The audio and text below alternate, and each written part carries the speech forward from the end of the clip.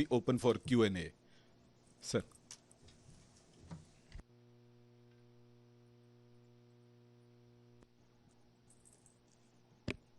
Thank you. Good morning, colleagues, ladies and gentlemen. Let me begin by thanking all of you for joining for this briefing on a subject that I'm sure you would have been following closely. In view of the recent developments in South Asia and the growing regional tensions, including the looming threat of military escalation, it was important to provide an update on this evolving situation and to also provide you Pakistan's perspective.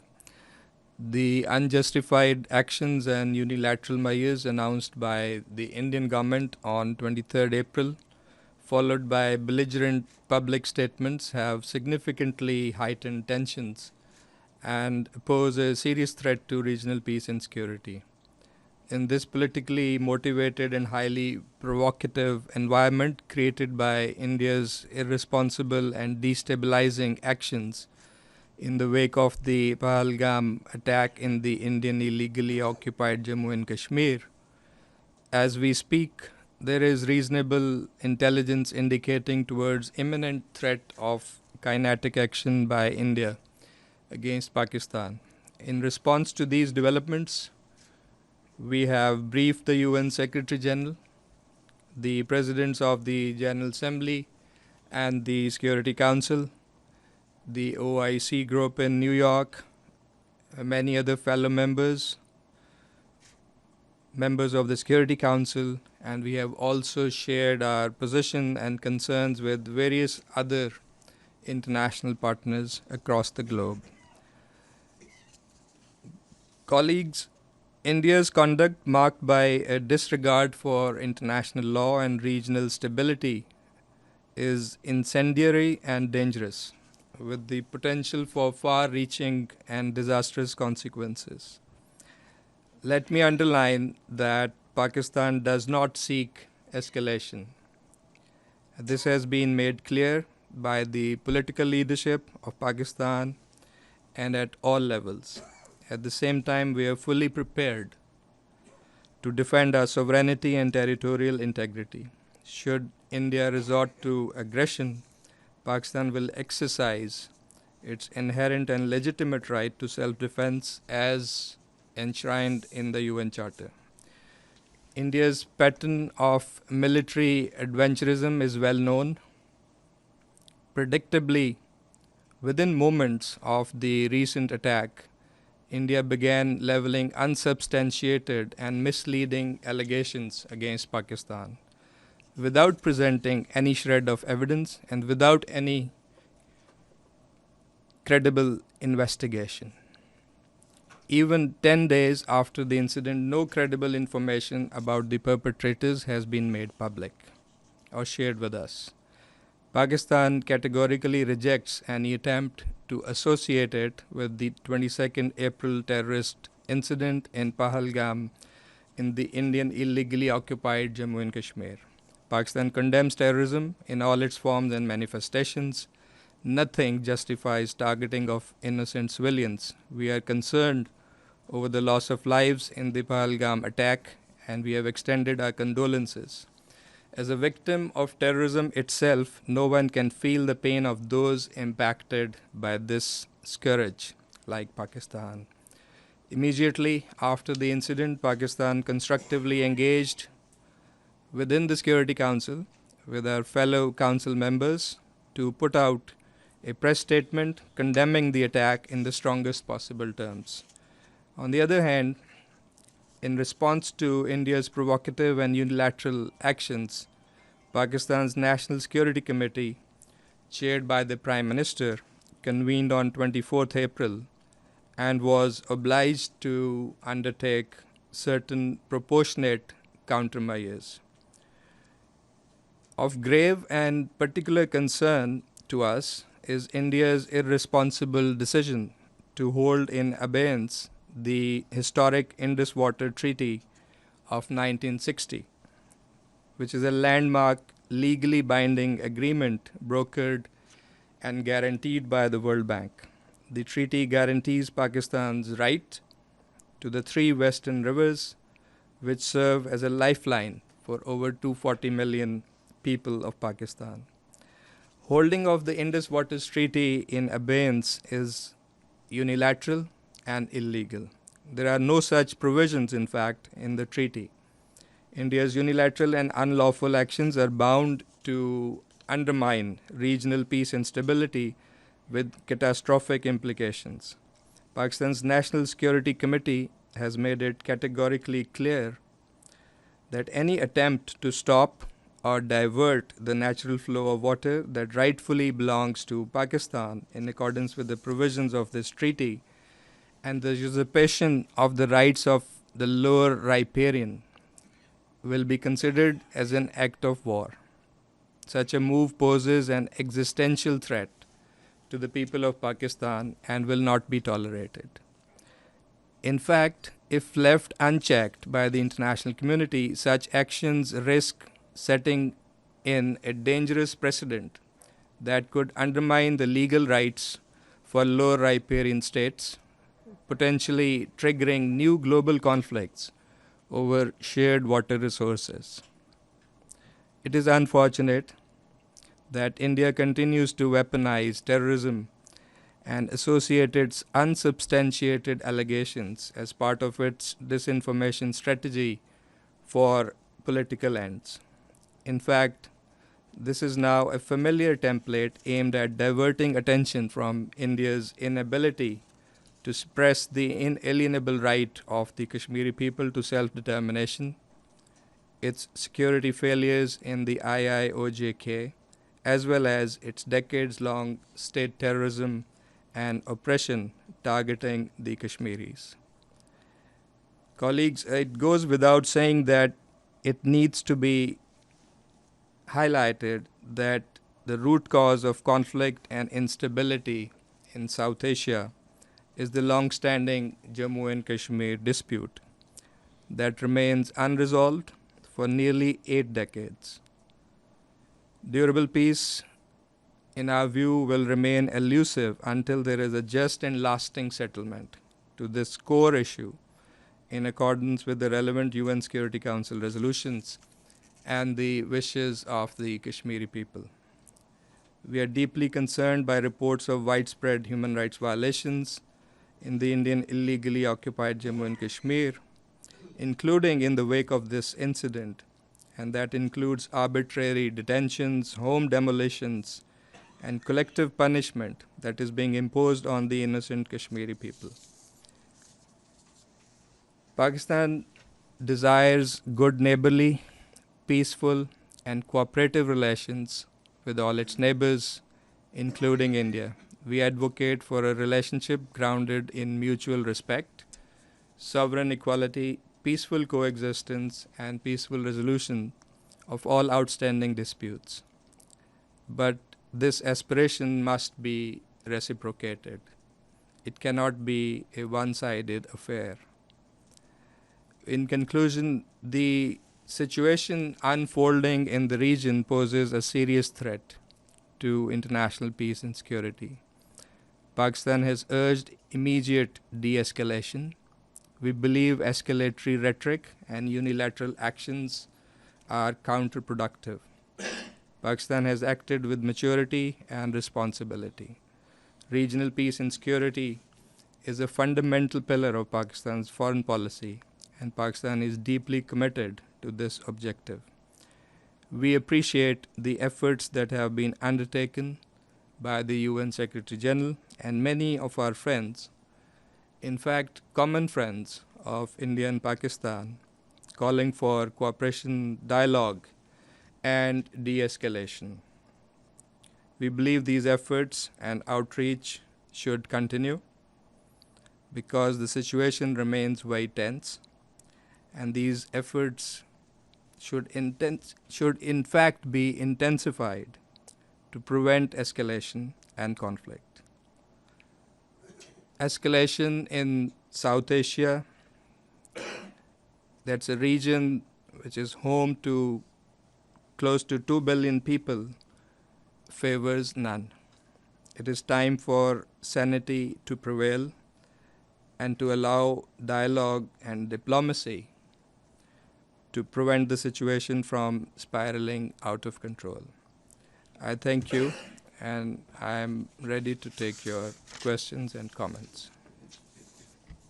We are open for question and answer. Sharife. Sorry. Thank you so much, and thank you, Ambassador, on behalf of the UN Correspondent Association for this press briefing. It's Valeria Robecco from ANSA Newswire. So my question is, are you planning to take this matter on the Security Council, meaning you planning to ask for a meeting, official meeting of the Security Council, and which action, which steps do you expect or do you seek from the United Nations? Thank you so much. Thank you. Thank you for your question. In fact, it's a question that is very pertinent in the sense that we see that all of this that is happening is in the context, in the backdrop of the situation in Jammu and Kashmir, which, as I mentioned, is a dispute which is yet to be resolved in accordance with the resolutions of the Security Council and the wishes of the Kashmiri people.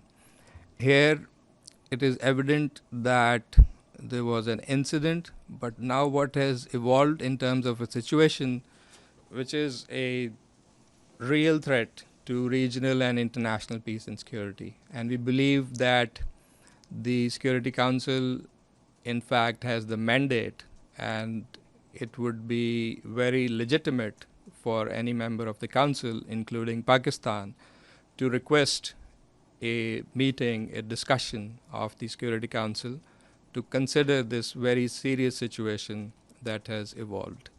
And we have discussed that with the Council members. We have discussed that with in fact, the previous last month's presidency and this month's presidency. We are observing the situation very closely, and we have the right to convene a meeting when we feel appropriate. Sharif. Thank you very much, Ambassador. I'm Sharif Chitin from Anadolu Agency.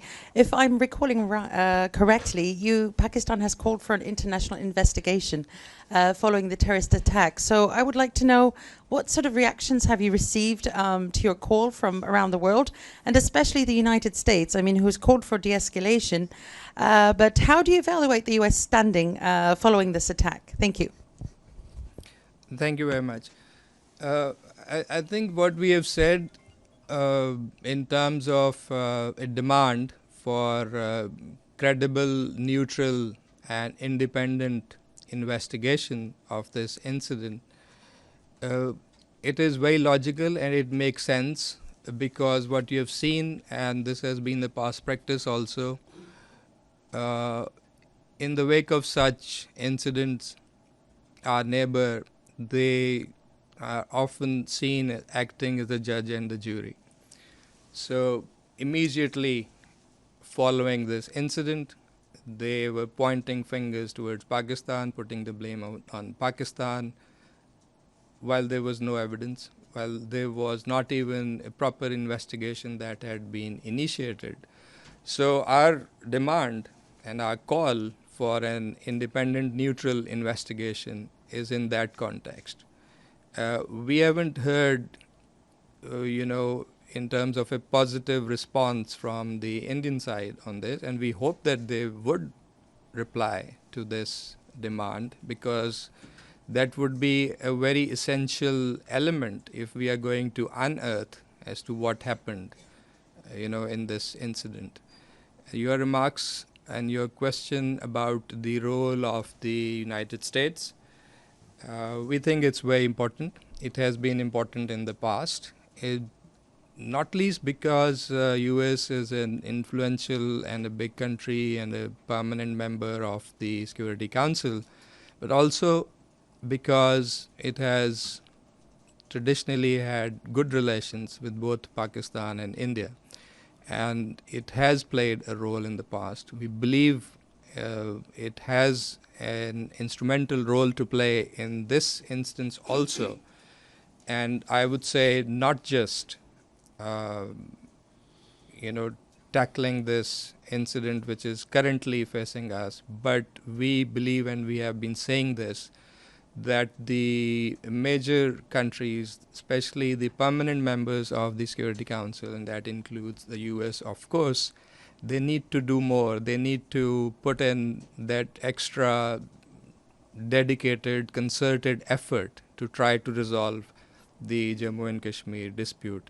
And we have been reiterating that call. I think it's the responsibility of the Security Council and the permanent members to not let this dispute fester. Mr. Talal. Thank you. Talal Hash from Al Arabiya and Al Hadath news networks.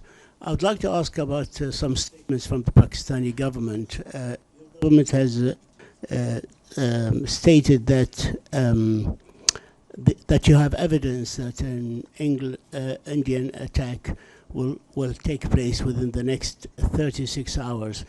Beside the massing of troops, the Indian troops and the Pakistani troops, can you share with us what evidence that convince you that there's an attack coming within the next 36 hours? And also the statement that any attack or aggression by India will be met with a decisive, the word decisive response. When you say decisive, does that include any nuclear options? And last, concerning the Western Front, there are disruptive actions by the Afghan and Pakistani Taliban. Can Pakistan conduct two wars at the same time? Thank you. Thank you. I would start by saying that Pakistan is a responsible member of the international community. Our response to this situation that has evolved is also reflective of a responsible member state, member of the United Nations. We have not done anything, not taken any action that would lead to escalation of this situation. It needs to be distinguished that all those actions, unilateral steps and measures, are being taken from the Indian side. And I would not go into the realm of intelligence and sharing what kind of information led us to, warn the international community that a threat of kinetic action is imminent.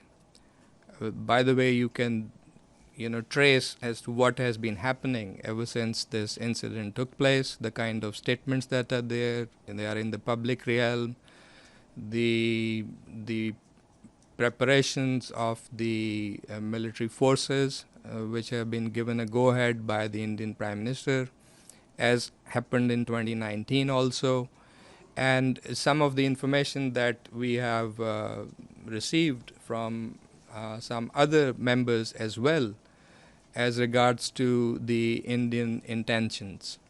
So it is quite plausible that they are preparing for this kind of action. They did this in 2019 also. That's why we are warning that if there is any action of such kind, any aggression, then it will unleash a new momentum in which Pakistan will be obliged to respond. Because that's what happened in 2019 also. I'm not going to go beyond that, what kind of response will it be, but there will be a response. But what we need to remember is that there were some circumstances that led to the 2019 incident and the action and the retaliatory action to subside and de-escalate. We are not sure that kind of circumstances would be there this time. So that's why there is a need for more caution, because the situation is so explosive. Dr. Syam. Yeah, we have, I think we are not, that's not a cause for concern for us. The western borders are under total control. There's some counterterrorism and law enforcement operations that are going on there. I don't believe that that's going to have an impact in terms of our readiness and preparedness to counter anything that comes across the line of control in Kashmir. Dr. Syam. Thank you, Mr. Ambassador. Abdel Hamid Siam from the Arabic daily Al-Quds Al-Arabi. In 2008, after the Mumbai bombing, India immediately accused Pakistan of being behind this bombing. Shashi Tharoor was a senior UN official who ran for the post of Secretary General. He wrote an article saying, or entitled, Learning from Israel. He became Minister of State for Foreign Affairs. Apparently, that article became the policy of Prime Minister Modi, learning from Israel. Where do you see similarities between what Israel is doing in the West Bank and Gaza and what Modi government doing in occupied Jammu and Kashmir? Thank you. Well, I think first of all, it's a question again of leveling allegations and then not being able to come up with credible evidence or proof to actually substantiate that what you said, it happened that way. So there is this thing that needs to be distinguished.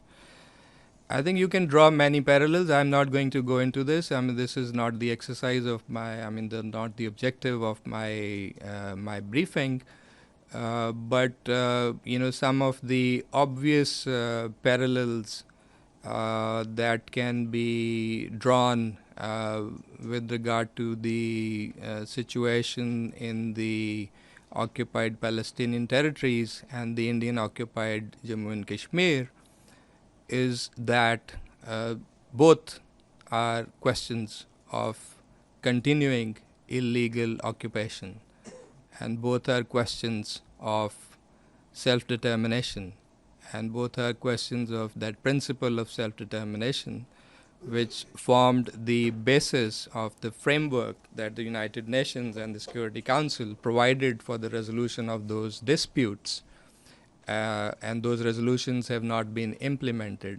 So I think that's the main context, that's the parallel which is there, that there is this legitimate demand, struggle for self-determination, legitimate struggle in the sense that it is guaranteed and promised by the resolutions of the Security Council, and there is a continued illegal occupation that is in the process of suppressing that movement for self-determination. Mr. Ahmed, followed by Iftikhar sir. Thank you, Ambassador, for the briefing. This is Ahmed Fathi, ATN News. A little bit apart from the legal status of Jammu and Kashmir, I asked the spokesperson of the Secretary General yesterday about the Secretary General willing to go to the region and start to mediate a possible solution between the parties. He said that he spoke with Mr. Shahbaz Sharif, Prime Minister of Pakistan, and Mr. Narendra Modi, Prime Minister of India, and he offered his good offices. Does your Prime Minister willing to accept the Secretary General good offices to try to mediate a solution for this ongoing crisis that we've been captured by? And as you said, it's affecting already 2 billion people in South Asia. Thank you, sir. Yeah, thank you very much. Very pertinent question. I think I mentioned, not directly, but I pointed out to the important role of the Secretary General in terms of his mandate and responsibilities within the context of the charter itself, this preventive role that is there for the Secretary General. And I can tell you that Pakistan has always welcomed and has indeed encouraged and asked for the Secretary General, not Mr. Guterres, but all the Secretary Generals that have preceded him, to play that role. And we have always said that we are ready and willing to accept the good offices role of the Secretary General. That's our position even now. I have met the Secretary General twice during this week. I met him yesterday. The Prime Minister received his call. As you know, that the Secretary General spoke to our Prime Minister and the Indian Foreign Minister. The Prime Minister reiterated our expectation that the Secretary General will play his good offices and offer his good offices role. I believe that the Secretary General is very willing to do that. We have also, in fact, encouraged and requested the Secretary General to visit the region. That would mean both India and Pakistan. And we would be very happy. In fact, we want him to play that role and visit the region, and we would welcome him because I think it will be very important in the current circumstances. Iftikhar sir, followed by Linda. My colleague Ahmed just asked the question I was going to ask. Okay. Linda. Thank you, Linda Fasulo, NPR. My question is, we know that Secretary of State Rubio spoke with your country's Prime Minister and with the Foreign Minister of India, I believe. Do you know what role China is playing in terms of, I know China is an ally, have they been in touch with your leadership and as well as India? And finally, do you think it's time, or the time is approaching, where perhaps President Trump might get involved? Thank you. You mentioned yourself the contacts that have been made by the Trump administration, and I would say that it is at various levels. The Secretary of State has made contacts. We are in touch here in New York, also in Islamabad and Washington. I believe the Indian side is also in touch. So we welcome these contacts. We think that, and there are other contacts and outreach by many other countries, but there is a sense that the impact that is desirable, especially on the Indian side, to de-escalate is not yet there. So that's why we're saying that there is a need to intensify. I mean, these contacts should be frequent, concerted, with a serious messaging that needs to go out, that there is a need to de-escalate. So we welcome the continuation of these contacts. China also has a role. Obviously, China is very close to Pakistan, a strategic partner. And we know that their messaging is also similar. They also like to have the situation de-escalated and resolved peacefully. As for Mr. Trump playing a role, I don't want to jump into it, but I think any positive and constructive mediatory role that can come in and help the two parties move forward towards a resolution of the Jammu and Kashmir dispute in accordance with international legitimacy, that I mean the resolutions of the Security Council and the wishes of the Kashmiri people, we welcome that. And what level has the Chinese involvement been? I mean, at presidential level, or in terms of who's been involved from China? There have been contacts, on our side at the ministerial level and also at other diplomatic levels. Yes. Georgia. Thank you, Ambassador. Georgia Garanziotti, Athens News Agency. There have been reports of fierce dogfights between the Indian and Pakistani air forces.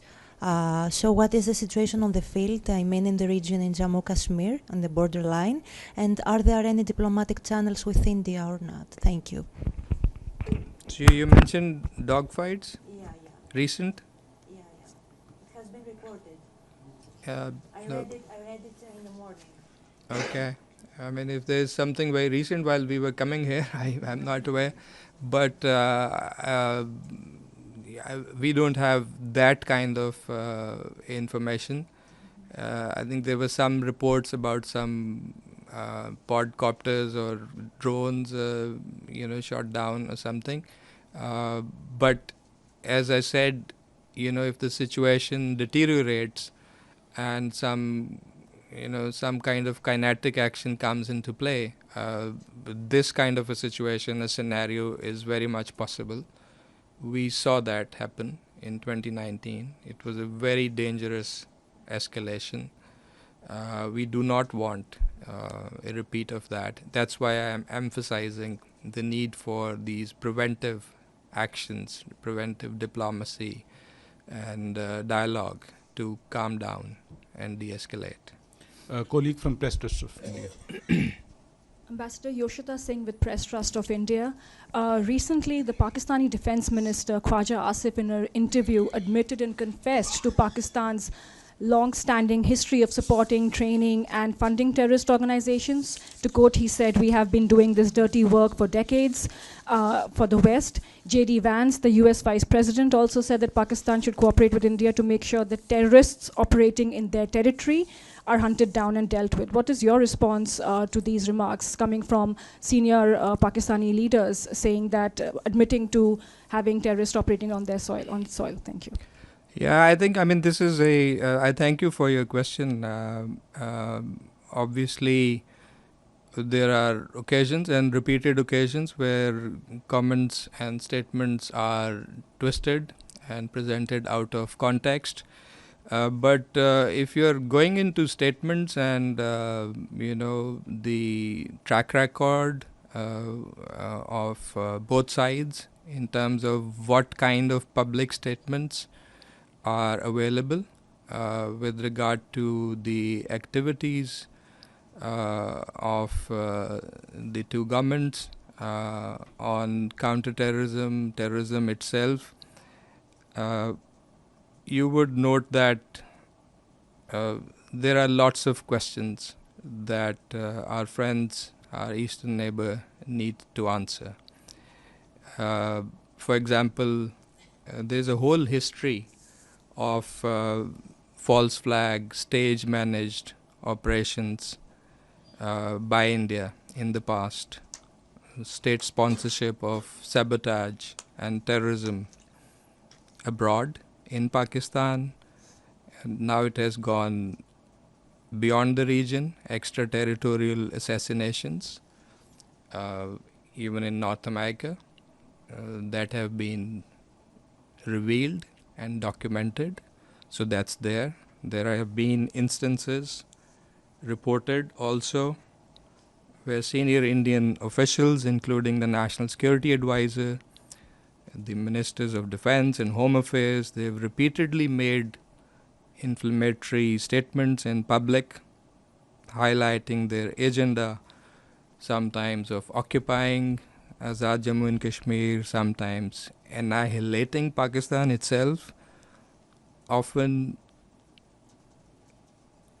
indicating their desire to destabilize Balochistan through state-sponsored terrorism. So, the list is long. The point is that India has used over the period of years this bogey of terrorism, presented itself as a victim of terrorism, while Pakistan itself is the biggest victim of terrorism.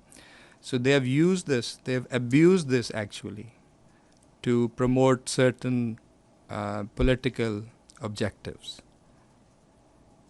I can recall, for example, the February 2019 incident happened, and the way it was misused by India 6 months down the road, coming up with those illegal and unilateral actions to abrogate and cancel the special status of Jammu and Kashmir which unleashed a whole new series of problems between India and Pakistan. All of that in violation of UN Security Council resolutions on Jammu and Kashmir. And it seems that this current incident, I mean, the moment it happens, and the next day you see a unilateral putting into abeyance of the Indus Water Treaty, totally unlawful. So it's the use or abuse of such incidents to promote the special political objectives of India that is very, very worrisome, and I think the international community needs to take serious note of this behavior. Yes. Anyone? Yes, please. Just a follow-up on that, you've listed this whole line, but we all know that Hafiz Saeed, he's a UN-designated terrorist. He still enjoys security in Pakistan. Osama bin Laden was found in Pakistan, so it's easy, it's convenient, but we all know the track record that Pakistan has had of having its soil used against India for terrorist attacks. The 26/11 attacks, the terrorists came from Pakistan, so we all know that history. Well, you know, this is the kind of discussion I would like to avoid, because I can go on in responding to that. These allegations, many of these allegations are never proven. You mentioned some names. There are some names who are listed even in the UN sanctions committee listings, and Pakistan has taken effective action against those individuals. India often refers to some entities which are defunct entities, no more operational. That's besides the fact. The point is that India itself has used terrorism as a weapon of state policy, and it has worked at different levels. Internally, within India, inside Indian occupied Jammu and Kashmir, state-sponsored terrorism, and then exporting this terrorism to neighboring countries. And Pakistan has been a primary victim of that policy of state-sponsored terrorism by India. There are many incidents that we have shared credible evidence that there were links that were going back to India, financing, supporting, abetting. I don't want to go into details, but various incidents in Pakistan, particularly in Balochistan and other parts of Pakistan, can be traced back to India. So this is a long list. I think the purpose here today is to discuss the threat to regional peace and security, and that's why we are here. I have stated very clearly that we have great interest in preserving the peace and stability in South Asia. If India thinks that terrorism is an issue, it is an even bigger issue for us, and we are prepared to discuss that bilaterally. If India is prepared to sit across the table, there can be a discussion on terrorism also, and that used to be the case when we had this comprehensive dialogue process going. So when there is a dialogue, every issue can be discussed. And if there are grievances on one side, there will be grievances on the other side. But the only way to discuss, to address that, is through dialogue. That dialogue is not there, unfortunately, not because of us, but because India has shunned that dialogue. Yes, yes, please. Yes. Followed by. Yeah. Thank you, Ambassador Murad Hashim from Al Jazeera Arabic. You said that the suspension of the Indus Water Treaty will lead to implications for the regional stability.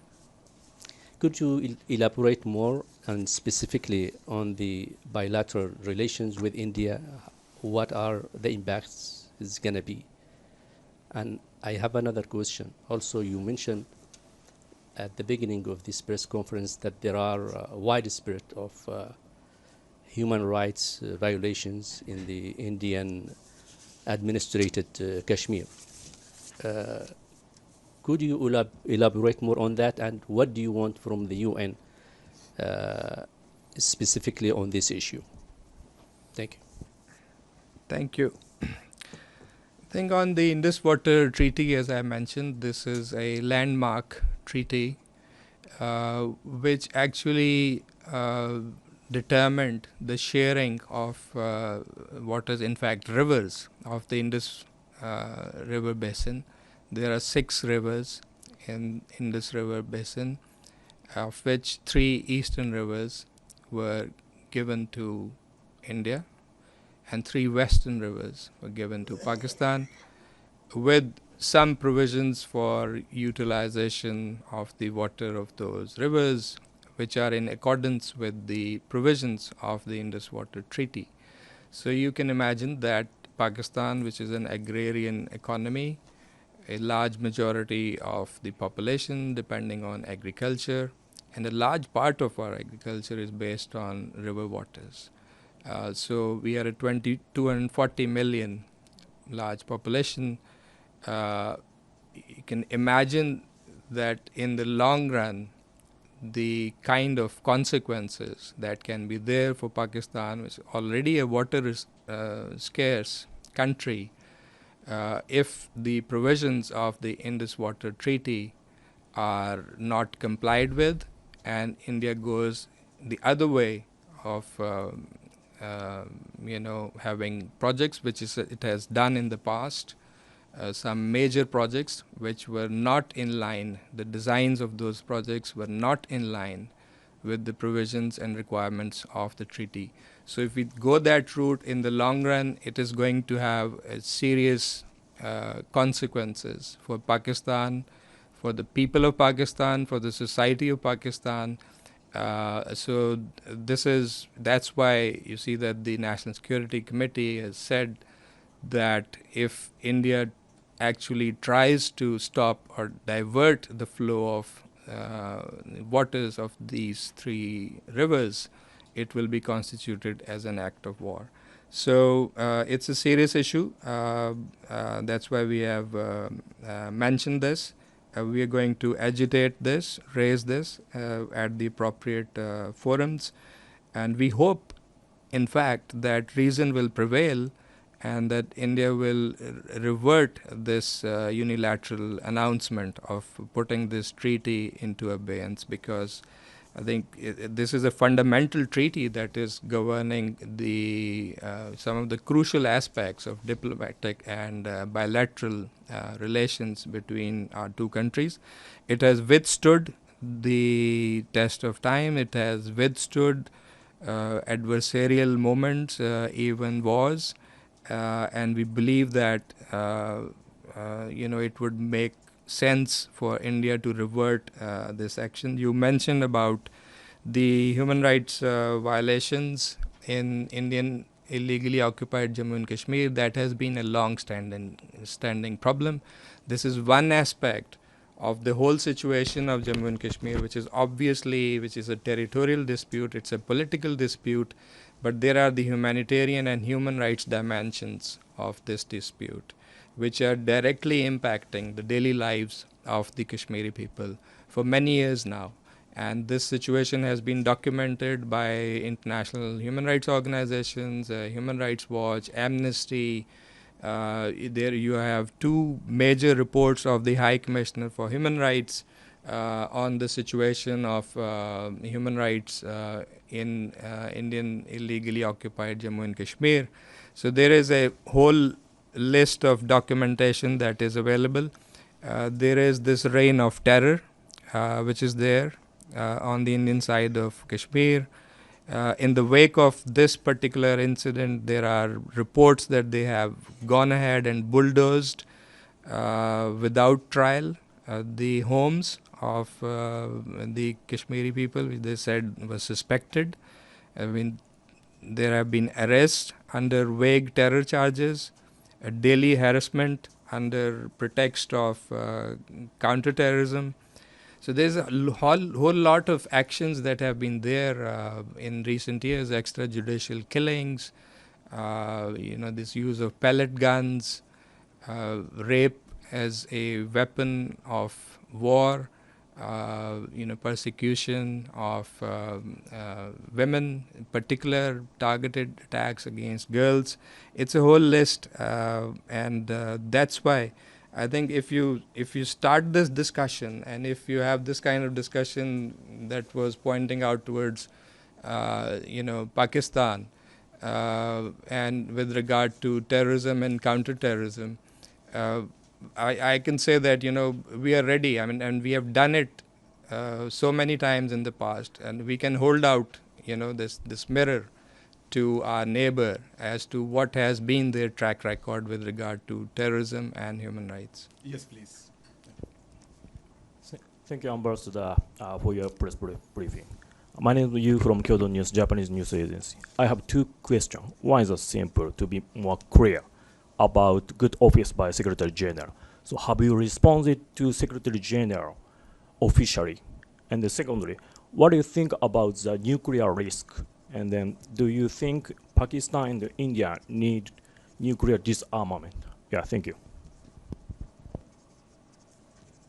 Thank you for those two questions. On the first, I think I was pretty clear and I explained in detail. We welcome, and it's an unconditional offer and welcome to the Secretary General's offer of good offices. In fact, if you had a different question, you can clarify. Yeah. Did you respond officially to the Secretary General? Did you answer to the Secretary General? Yeah. In fact, I can tell you that we invited him to play that role. And even in my recent meeting with the SG, and this is what the Prime Minister also conveyed to the SG, that we accept and we welcome his role. And we have in fact suggested to him to visit the region. So that means we have officially accepted. We wanted to encourage him to play that role. So obviously we will accept. And on your other question, I deliberately did not mention that. Everyone knows that Kashmir is often termed as a nuclear flashpoint, but I believe that Pakistan is a responsible nuclear weapon state. I assume that India also exhibits that same kind of responsibility, and we should not contemplate a situation that would move in that direction. Yes, please. Hello, Mr. Ambassador. Thank you so much for the briefing. This is Ahmed Ali speaking on behalf of Sphinx News TV. It has been alleged that prior to the attacks on the Indian-administered Kashmiri region, India has administered thousands of permits for the settling of Hindus into the region. Kashmiri residents have expressed public condemnation for this since the revocation of Article 370 in 2019. Does this somewhat recent development have any relevance to any pre-existing escalating tension between India and Pakistan prior to the attacks? Or to your knowledge, was there any progressive dialogue between both the Pakistani and Indian administration about this? Thank you.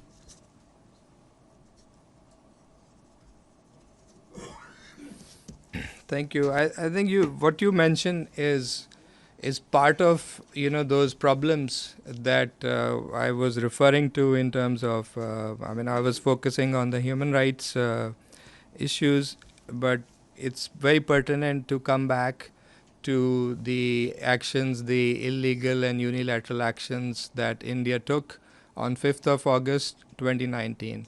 And the primary purpose of those actions was to undermine the internationally recognized disputed status of Jammu and Kashmir, and eventually they showed through their other measures that they instituted that they were in fact going for this demographic change of demographic composition of the disputed territory, which in fact is in violation of the relevant Geneva Conventions.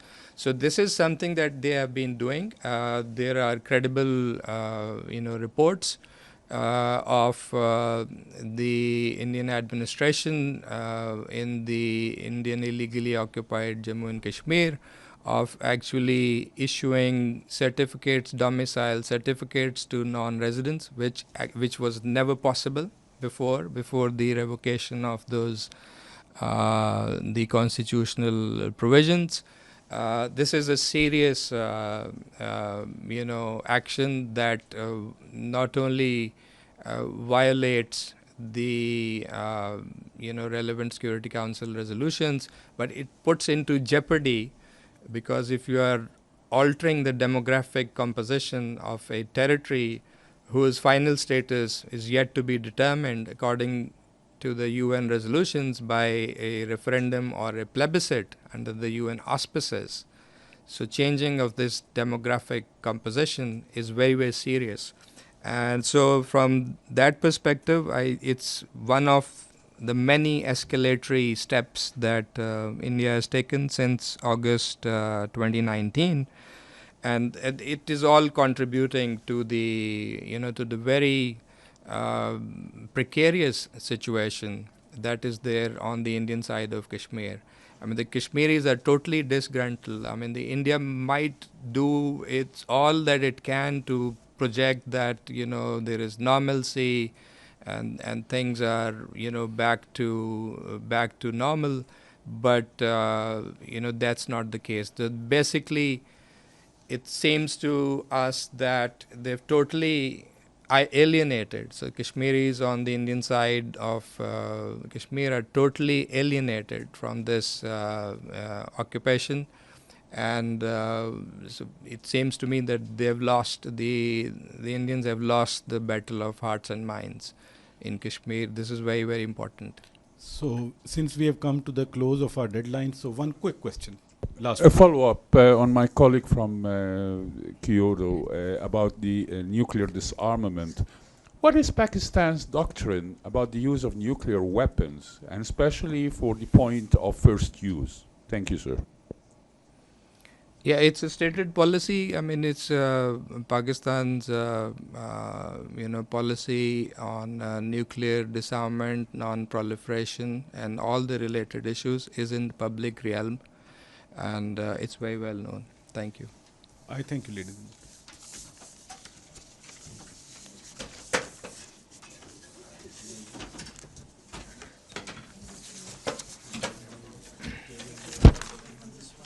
Thank you.